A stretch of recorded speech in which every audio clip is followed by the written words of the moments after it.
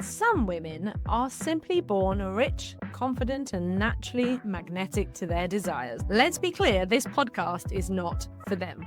However, if you're a soul-driven, visionary, or entrepreneurial woman who's been on a mission to learn how to create a better future bursting to come out of you, welcome to my world.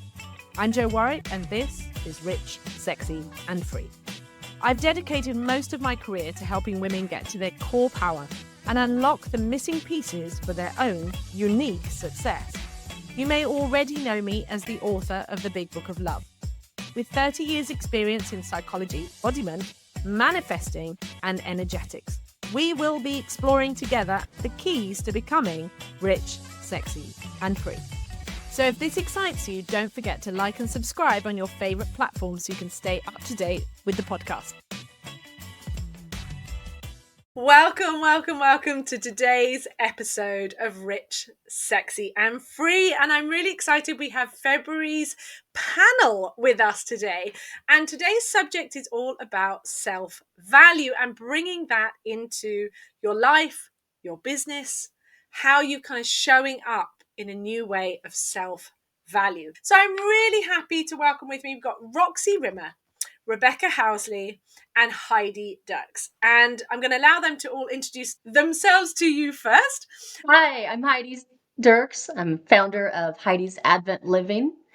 I'm a life coach that works with women who want more in life. I'm a divorcee, mother of 4, retired teacher, and a Jill of all trades.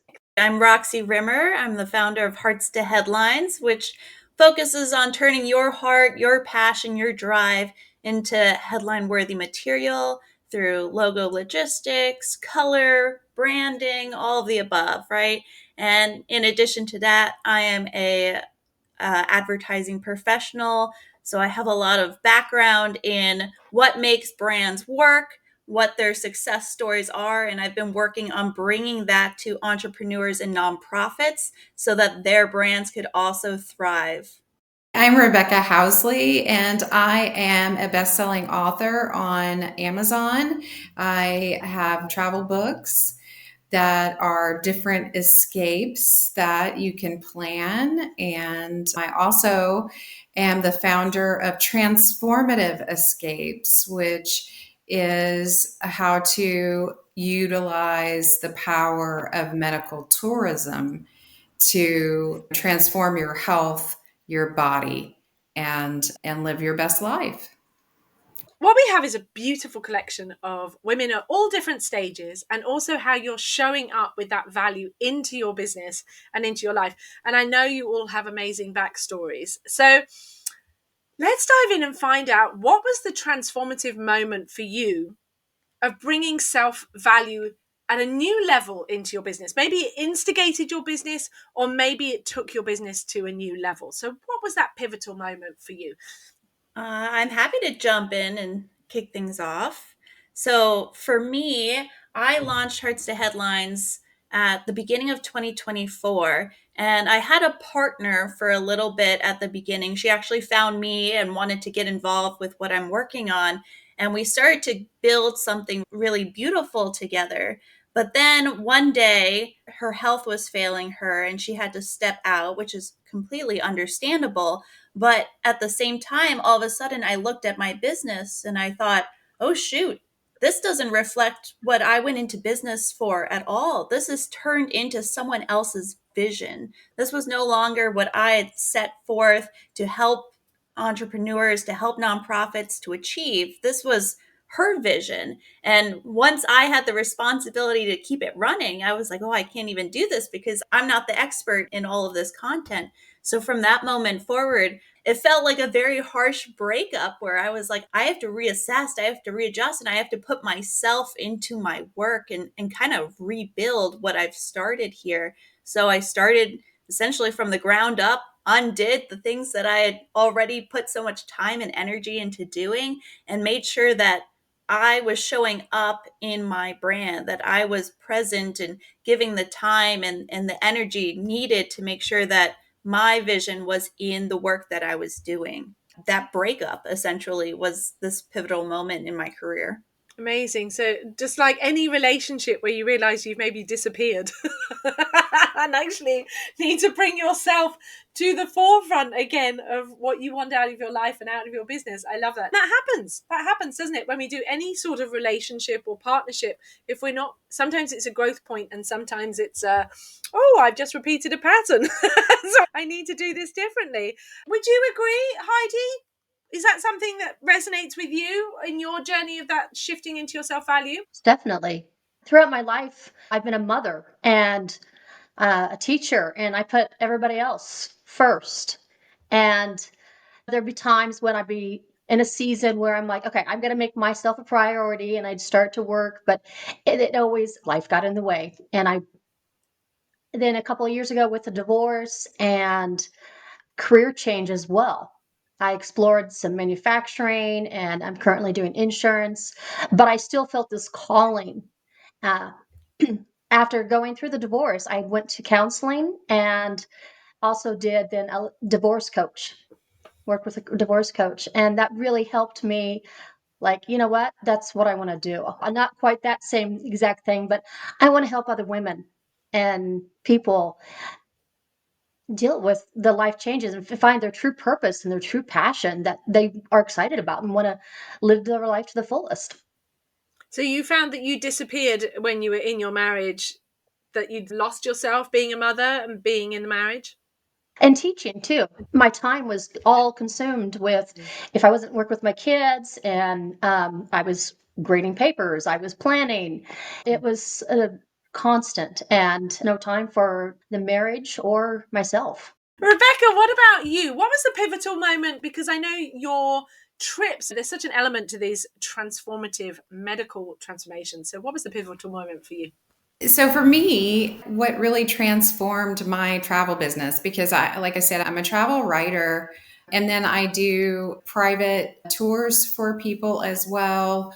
And also I book a lot of travel for people, and I've been doing that. But what really clicked in my head was I had a friend that was diagnosed with a chronic illness.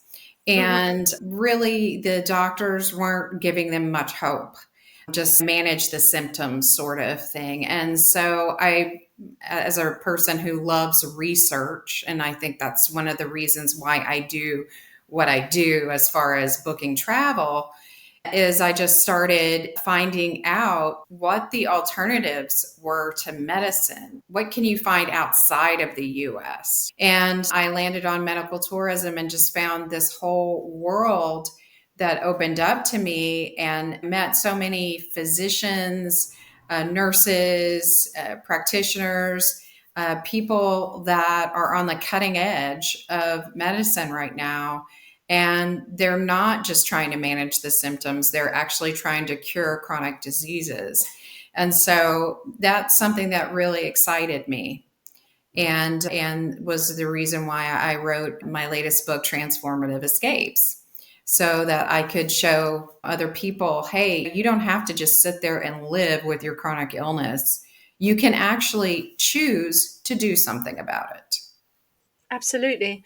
And I'm aware that there is your own story in that, though, of how you use these transformative escapes for yourself. Absolutely. So when I was 16, I was diagnosed with a ovarian tumor. It was actually attached to my left ovary, and it was very extremely large. It was like almost 9 pounds. And so they had to literally cut me from my breastbone all the way down.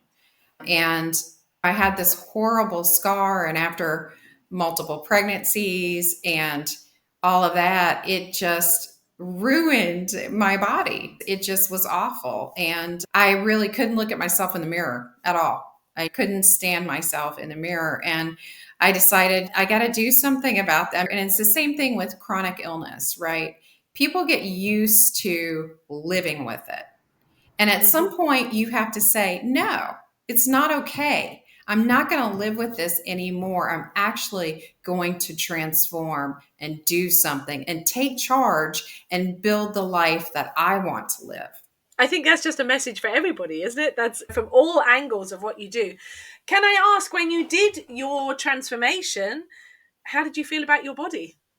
Amazing. Finally, I was like, this is the body I was meant to have when I was 16 and I was starving myself and I was working out a million times a day. And I always wanted that magazine body and I strived for it.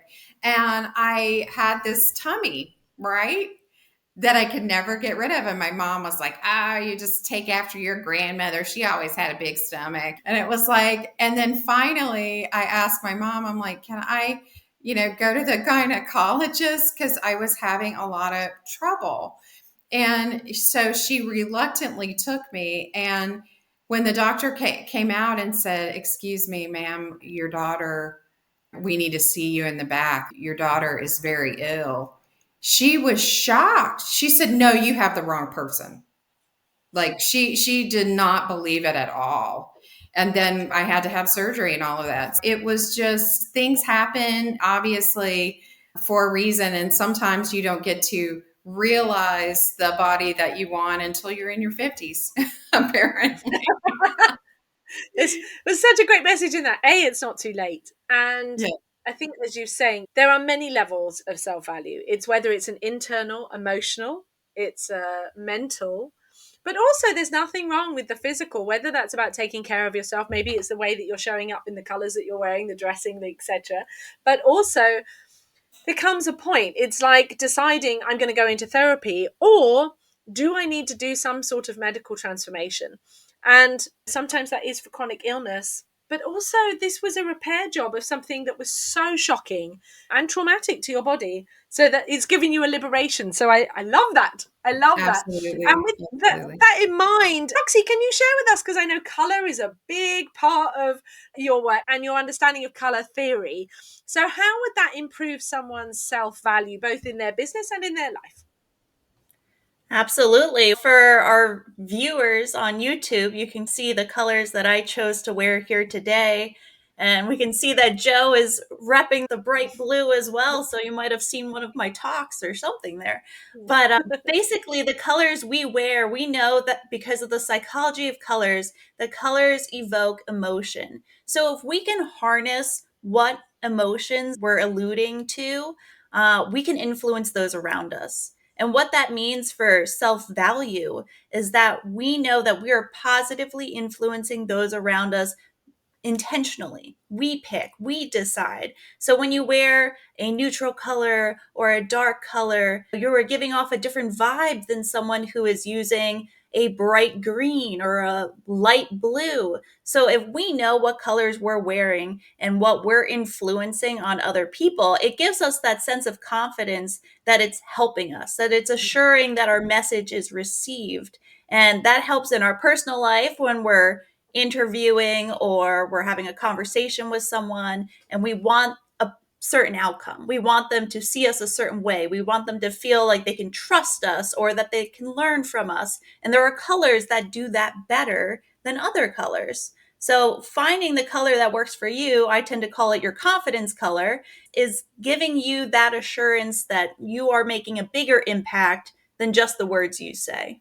And I like that. And just to be clear, so it's something that I feel confident in. So I'm not wearing a colour just to make someone else have an impression on me. It's a colour that I feel confident in and at my best, and being aware that colour has a message as well, because sometimes I can feel so sexy in black with red lipstick. This is a sexual color for me. This is a very like bomb power woman. That can feel like that moment. But blue for me is probably my more natural state. I have pale blues, I have pretty blues, I probably also pinks. I really like a pink.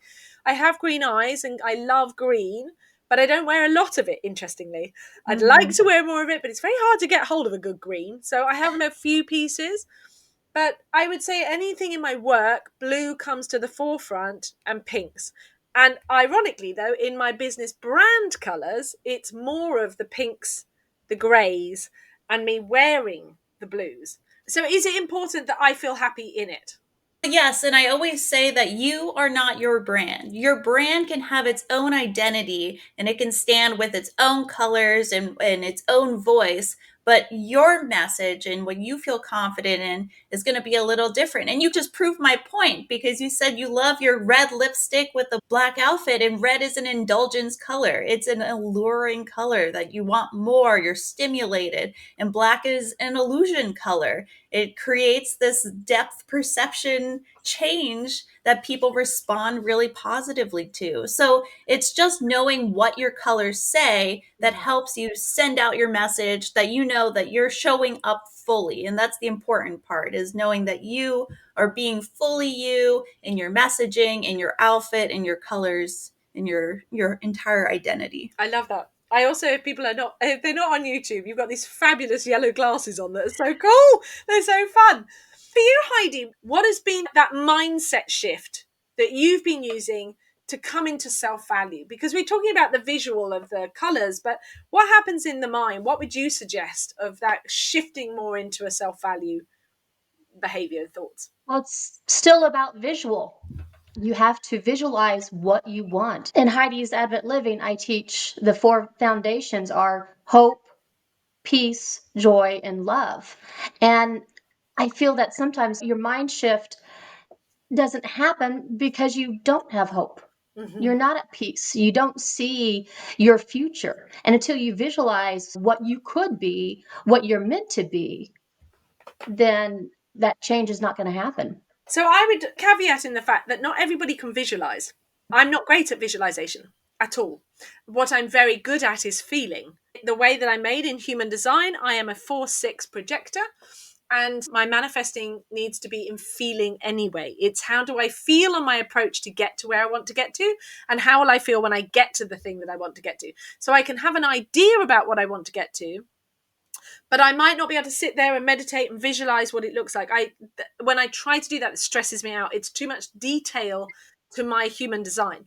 So it's better if I think about what do I want to feel on my route to that success, because we've got to work with our own nervous system and the way that we're designed, that we're not all made in the same way. Because I know so many people go, I can't visualize it. It really annoys me. Is that we're not all designed to feel like that. But we can have these intuitive hits of when we create those places of peace and that hope of what does it feel like when I have that? When I have more hope, when I have more peace, what does it feel like? I can often describe it as an open road with the roof down and the music on and the sun shining, and it's the sensation of freedom. Hence why it's called Rich, Sexy, Yes. and Free. That's why my brand is freedom. So It's not just about seeing it, it's about feeling it in its emotions. You have to attach emotions to your goals, to what you want. Because if you're not emotionally invested, then it's not going to happen. And you have to encompass all of the senses as much as possible. mhm, It's not just a picture you paint. mhm, How does your body feel? How do you feel about yourself? How do you mhm. feel about how others see you? It's a bigger than just painting a picture. It doesn't matter if you physically can't see it. It's if you can feel Right. the picture and also allow those intuitive hits through. So I think that's really important. Yeah. Rebecca, what would you say about that as regards to people coming to have transformation? Is this a big part of them knowing what they want? I think too, it's all about listening to your inner wisdom, right? Because so many times people turn off their inner wisdom. You'll have things that show up time and time again in your life that's telling you you need to take care of yourself, or you need to do X, Y, and Z to have a better outcome in your life. And yet we say no to ourselves. So we shut it all down instead of saying yes to ourselves. Yes, we can invest in ourselves. Yes, we can take that trip that we've been putting off or whatever. But it's all about being present with really your authentic self so that you can get to the life that you want, that you can manifest the life that you want until you're present with what you really want and not just someone else's vision for you. Because we talk about visions, so many people have a vision of what they think they want because of their parents or because of their significant other or because of their, in your case, your partner, your business partner. And that's how it goes. So until we say, no, what matter as an individual and what our authentic self is telling us to do, we need to listen to it and embrace it so that we can get to that higher plane. Absolutely. There's a great exercise called the 7 levels of why. And when you feel those intuitive hits, or when you have this desire for something and asking over and again, but why? Why do I want this? Because it's very important to say what you want. But sometimes, where is it coming from? Is it coming from a child's need? And what am I really trying to say? Because what do I want? It has to be the biggest question of your life, is what do I want? But really fundamentally is finding out, what do I need? What do I actually need? How do I get my needs met? And as you said, that brilliant thing, we have so many messages, don't we, of, yes, you're saying the partner. Yes, you're saying could be a business partner. Yes, it could be a husband, could be a wife, could be but it's also, we're so conditioned of ideas of what women should look like. As you talked about earlier, I starved myself and worked really hard to try and look like dot, dot, dot. I grew up in what was defined as the heroin chic era. And if I had listened to that, I would be very unhealthy. It was those designs of what society or what's fashionable. And as you say, if we're saying we want it because we want to fit in and we want to be accepted externally, you're never going to get what you want, ever. So yeah, I love that about saying what you want. But those intuitive hits seem to be a really important thing, listening to your intuition. Roxy, where does intuition show up, do you think, in business, and particularly in that sort of marketing and branding? Yeah, it's very interesting that you were just saying, is like this idea of we decide what we want based on what we think other people want of us. And I was going off of this idea that I am first generation American. My parents wanted the American dream. They wanted stability. And I have that, and I'm so grateful for that, but I want more. And they said, just keep your head down, just focus on having a good job, paying the bills, be happy. And I said, happiness to me is more, is helping more, being more, sharing more. And the intuition in that is just saying that at some point, I need to know what more is. Yeah. Right? Why do I want more? Knowing how we create that more, what is going to be my American dream?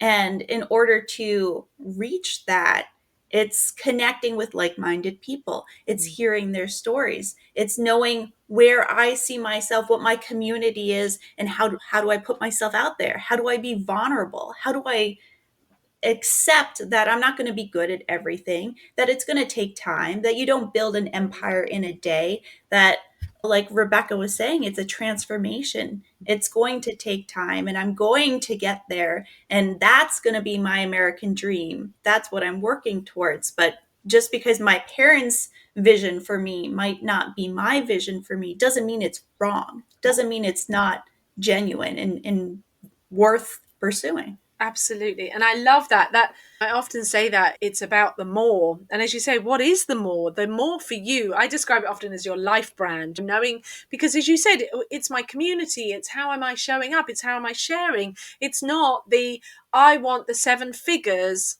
because I'll be accepted. It's not I want the partner, the husband, I want to be married, I want to have 2.4 children because I'll be accepted. And as you say, the past is different. It's about, what do I want now? And because we have that luxury, we've never, even though individually people think, oh, I don't have very much, as a humanity, we've never been so abundant, ever. Which means there is this jumping off point of going, I get to have more, I get to be more. But of course, we then have to overcome that wonderful thing called guilt. And we should feel guilty for more, especially as women.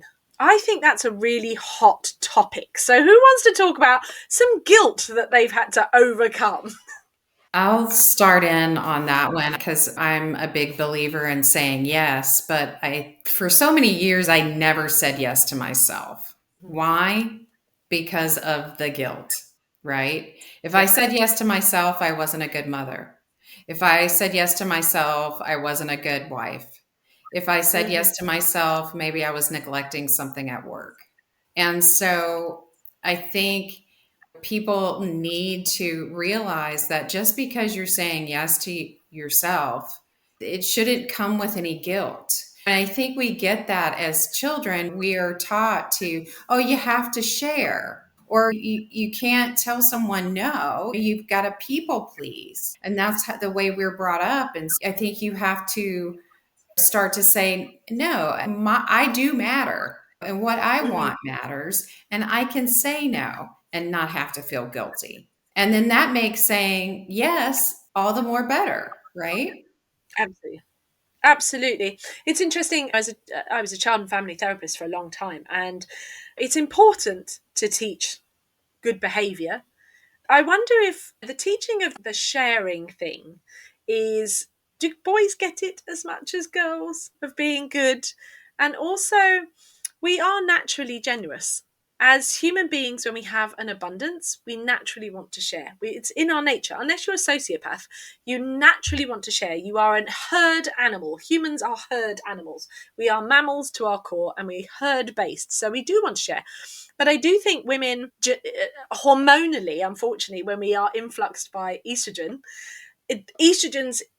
whole purpose is that we look to take care of everybody else. Its whole design is that we are meant to take care of everybody else until you go through these shifts, particularly with the menopause, of where we get to go, oh, hello, hello, I exist.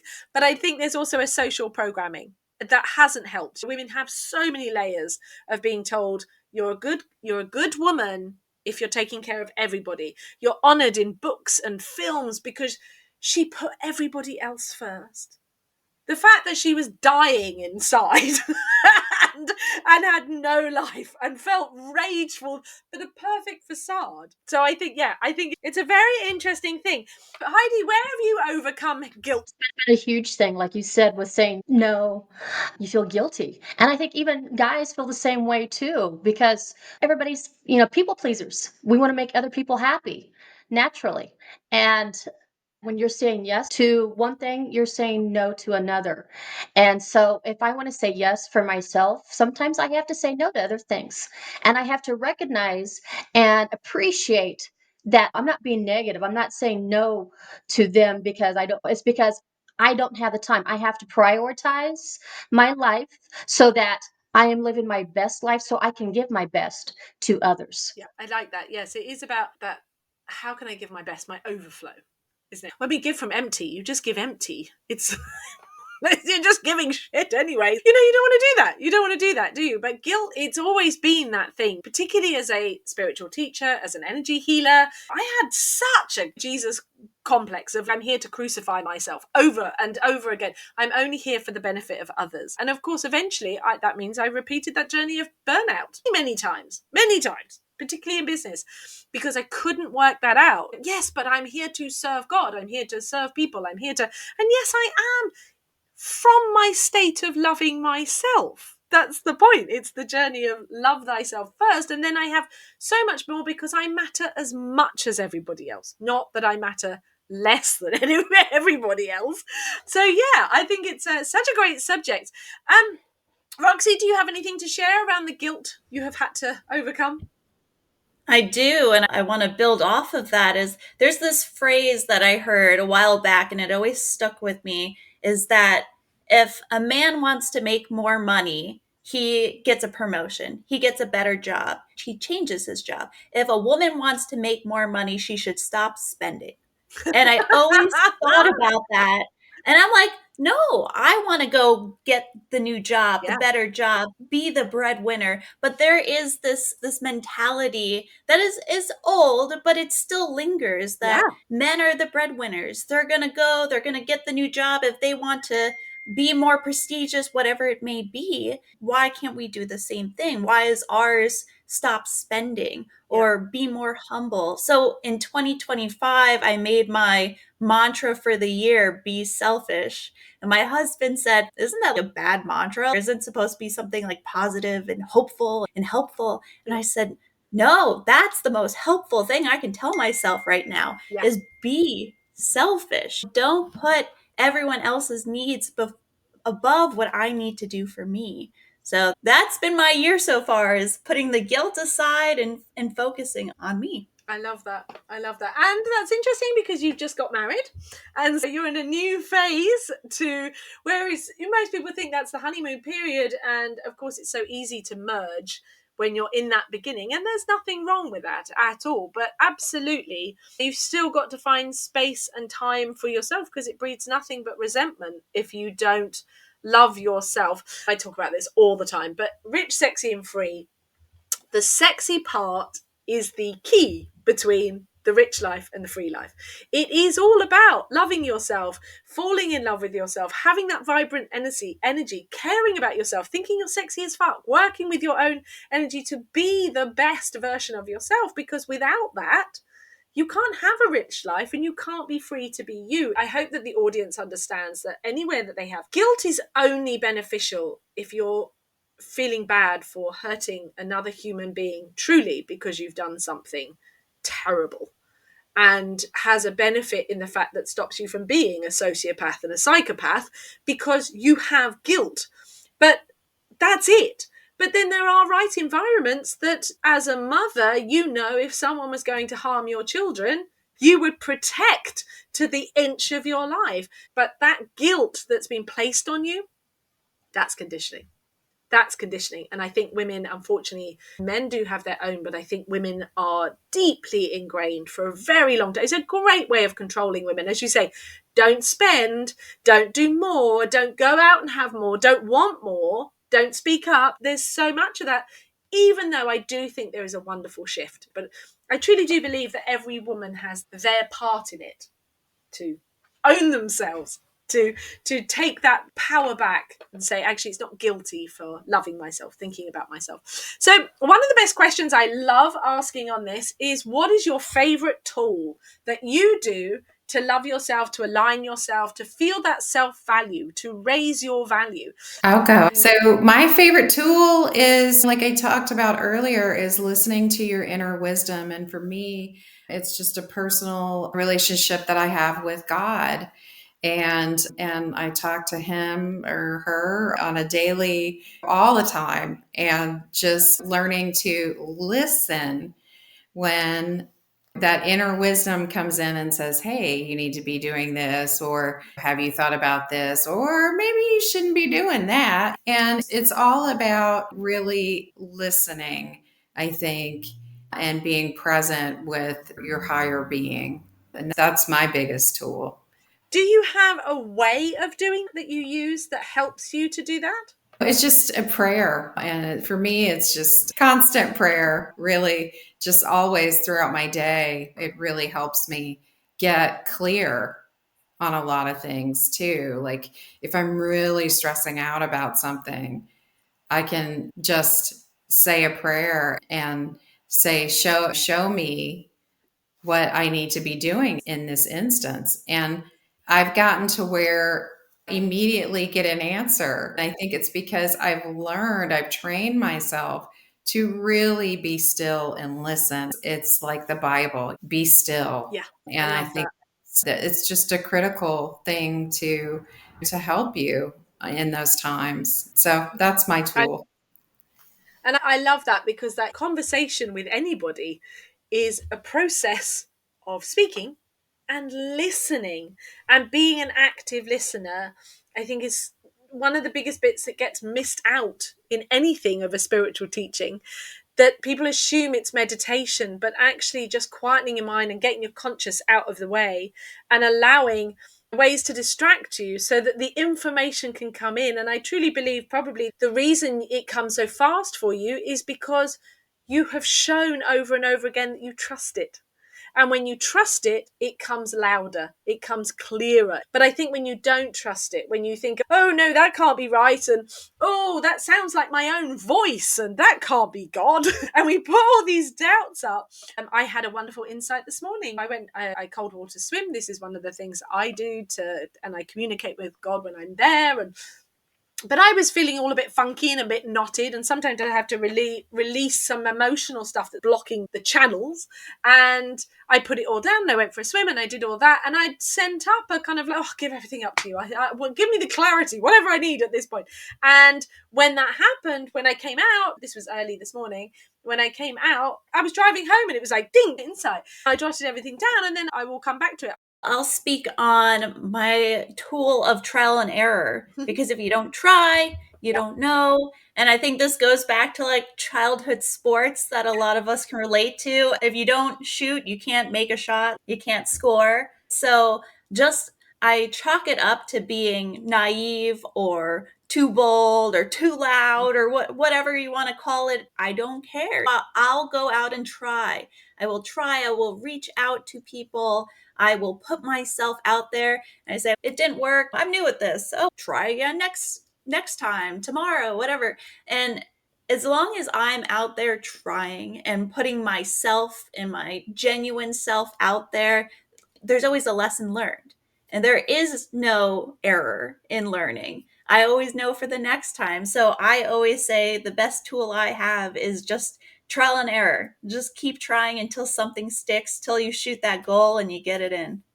I really like that. I like your energy about that, because other people can feel quite weary about trial and that they've been doing it. And I think when you get attached to it, it's the fact that you said you were playing naivety, that it's just a game. It's just a game and it's fun and I try it and sometimes I win and sometimes I just learn data. I don't think you ever fail. I think you gain information and data that helps you adjust and get better at it and focus at something else. But the key part in the way that you were describing it, Roxy, and I really hope that's the way that you're doing it, is that lightness about it. I went out there and I put myself out there. I remember being like that in my 20s. And I remember how my life, I just thought, oh, that'd be fun. That'd be fun. Oh, I'll go do that. And I would say I'm reclaiming that. I think that since going through some grief and things like that, I'm really honing for that to get again, because I think at times I felt battered by trialing and giving and not getting the outcome that I wanted. But actually, when we come back to that playfulness, it's just, oh, fuck it, why not? Let's try that. I have in my millionaire mindset program, I have a whole thing called fuck it. And it is because it's that attitude of fuck it, why not? That's what millionaires do. When you have an abundance, you're like, fuck it, I'll give that a go. I'll try that. And I'm like that when I travel. That's who I am when I'm traveling. It's much more, I could try that, I could do that, I could try that. I love dreaming about, and I used to do it a lot when I was younger. It's like, I could try that. And I have an example of that. At the end of last year, I thought, oh, why not? I went into this modelling agency thing that came up and I said yes, and why not? And I've ended up being signed for the year for a modelling agency. I didn't even see that coming. But I thought, fuck it, why not? Let's give it a go. I said yes, they landed in. I kept having a go, and here we are. So, yeah, I love that. That is such a great for people that when maybe they felt a bit weary about it, get innocent about it again. Get playful about it again. Be naive and just think, why not? What's the worst that happens? Give it a go and put your authentic self out. As you said, it's your authentic Right. self. And I've also learned that you are the expert in your field, something really well, but you're not going to know everything else. So everything else you're trying is a shot in the dark. Yeah. Someone else out there is going to be better than you are. But the only way to learn is to put yourself out there, to try to fuck it and give it a shot. It works so beautifully with what Rebecca was saying.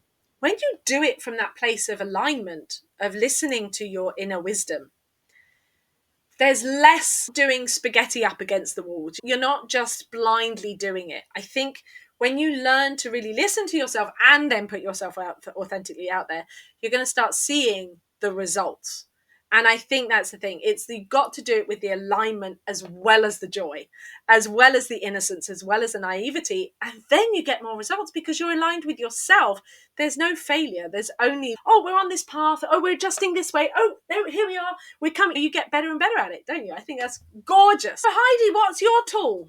I think, like Roxy said, you just have to do it, because people struggle with anxiousness, because there is the label anxiety, but then people experience anxiety as well. And I think that's the anxiety that builds up because your fear gets in front of you and you're afraid to say what you really believe, what you want to say. And so you don't say it, and then you just beat yourself up and you go round and round.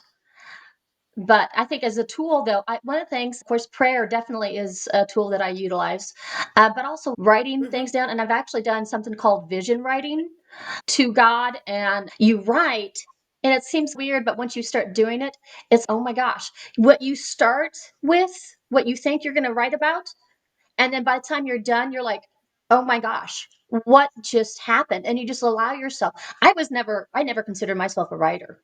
I'm a math person and a science person, not writing. But once I've started doing that and just allowing myself to flow freely, I think that's the biggest thing right there, is that our anxiousness, our fear stops us and holds us back. And if we just do all those things, pray about it. When you really know something, yeah, own it. I remember one time in a meeting, I shared what I thought, and we didn't go with that. But then guess what? They remembered that I spoke up later on, and they said, you were right. And I was thankful for that, because I did go ahead and I was like, oh man, maybe I shouldn't have said that. I beat myself up because, man, that was stupid. I shouldn't have said that. And, we do that all the time. But the more you speak up and the more you practice using your voice, finding your voice is huge. Whether you do that verbally, whether you do that just with yourself, start with yourself. Like, talk in the mirror, talking to God, writing it out, what have you. You've got to find your voice and you got to use it. I'm a big fan of that. I also believe it's a big way of overcoming trauma. I have a technique called the reflection technique, which helps people to really get in touch with healing so that they don't have to go through therapy for years on end. But it is finding your voice. I was a blogger for a long time. It was a big part of how I became a writer, how my books got published, because I was trying to tell a story and I was trying to find my voice. And I think writing is a great way of finding your voice. First, as you write out, what am I trying to say? I've recommended it many times to couples to express what they're trying to say to each other when they're getting tongue-tied, because we have so much of that. As you said, you were like, oh my God, I've said the wrong thing. And what we get into is the child in us who's going, Daddy and Mummy are going to tell me off. No one's going to like me and I'm being rejected and chucked out the house and they'll never love me again. And they'll think I'm having a tantrum and they'll think I'm being too emotional and all of that. And none of it's real. And what you learn as you have those moments, the first time I ever told anybody to fuck off, came out of me. Like, it came out of me. It was the first time I had finally got to that point. I was responding as I'm supposed to in the moment. Not something I thought about, bottled up. It was a totally appropriate, right response to another human being. At that moment, he had got up in my face and I responded. And I was like, afterwards, I was like, oh, my whole nervous system was going. But I knew, because I knew what I knew and I knew what I knew as an expert, I was like, I have finally freed myself from trauma, because I am responding as I am designed to in the moment, not from a place of, I wasn't over the top. I wasn't aggressive. I simply said it exactly an adult is supposed to in that moment. But it takes time to get to that point, and it takes time to be okay with your power to own your voice. But as you say, beautiful ways of doing it. Yes, in conversations with God, absolutely. In conversations of writing, finding your way, and that between that conversation internally and externally of expressing yourself, I think is absolutely so powerful. All these ways of stepping into your value. For our last thing to explore, Heidi, you brought up that expression of life happens. And I would like people's opinions on that, because I don't believe life just happens. So I would like to see what others think about how you approach it, or what you believe about life just happens. I'll hop right in there and say, I am a firm believer that everything happens for a reason. Mm-hmm. That's how I feel. I ended up in Chicago. Didn't see that one coming, but it opened up the door to opportunities. And I think it's choice. We choose what to do with what we're given. Mm-hmm. So God has a plan for us. Things are happening, things are flowing. And if we decide to notice them, if we decide to act on them, if we respond to what what is happening, that is our choice. But everything around us happens for a reason. And if we decide to interact with it or take it, that's what I was saying earlier about just take a chance. If something lands in your lap and you just say, not now, maybe in a year. We don't know what's going to happen in a year from now. We don't know what life looks like.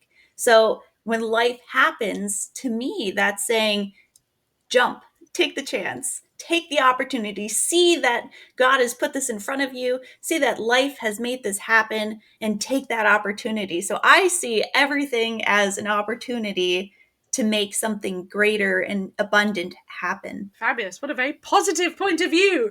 What else have we got? Life happens, right? It does happen. People don't set out to get a chronic illness. Yeah, it happens. It's depending upon genetics and many other different factors. But it's what you do when you are faced in that moment.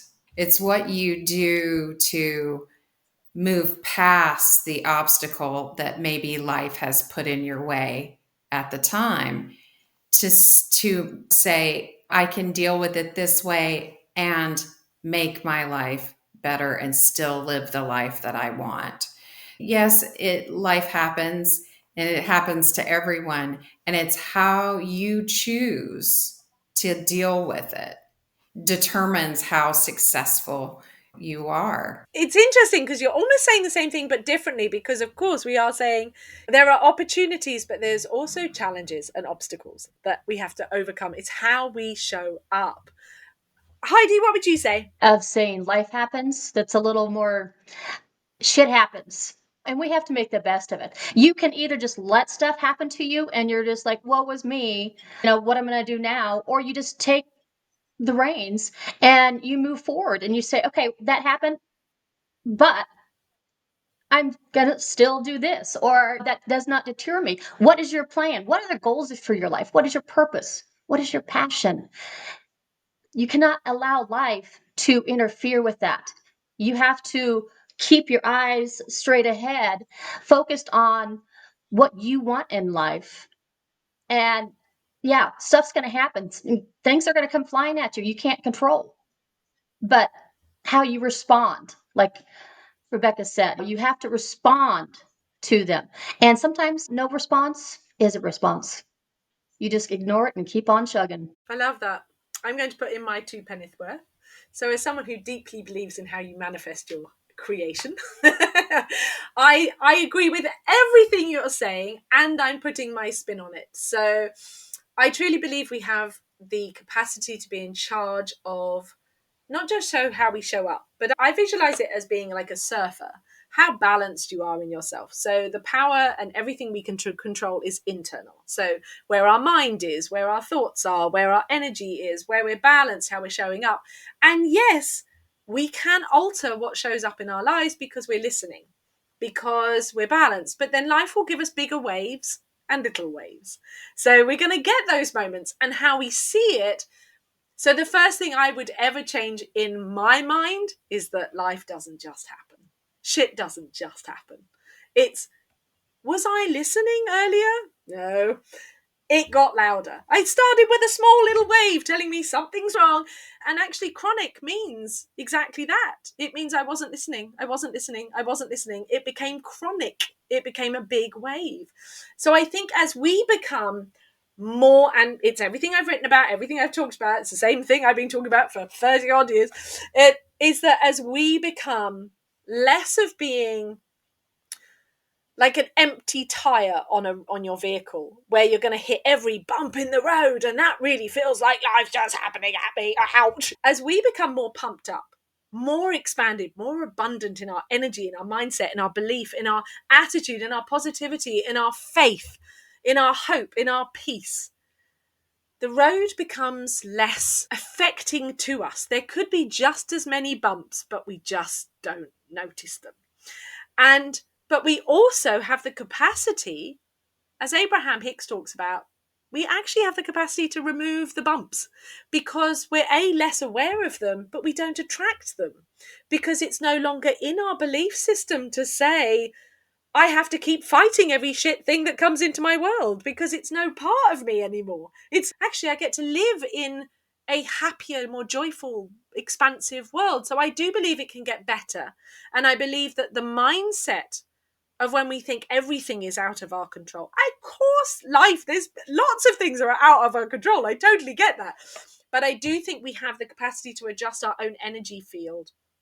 Today has been a juicy conversation, so powerful, with so much information and tools in here. Ladies, please tell people where they can find you at your best home. Roxy, where can they find you? Yeah, Instagram is the best way to follow us and get all the tips and tricks when it comes to branding and color. That's Hearts to Headlines on Instagram, but also at our website, heartstoheadlines.com. Lovely. Thank you. Rebecca? You can find me on Amazon. My books are Thrilling Escapes, Exotic Escapes, and Transformative Escapes. I'm working on my 4th book now about slow travel in Tuscany. My website is called transformativeescapes.com. You can email me via info@transformativeescapes.com as well. Perfect. Heidi, where is the best place that they can find you? Both Instagram and Facebook, as well as Heidi's Advent Living. Brilliant. Lovely. All the links are in the show notes and below. Ladies, it's been an absolutely lovely discussion. I've really enjoyed it. Thank you so much for coming today. It's been great to connect with you today. But before you leave, if you want to find out more about how I can help you personally, or check out any of my books, products, or coaching packages, just simply go ahead and visit richsexyandfree.com. And I look forward to seeing you next week on the podcast.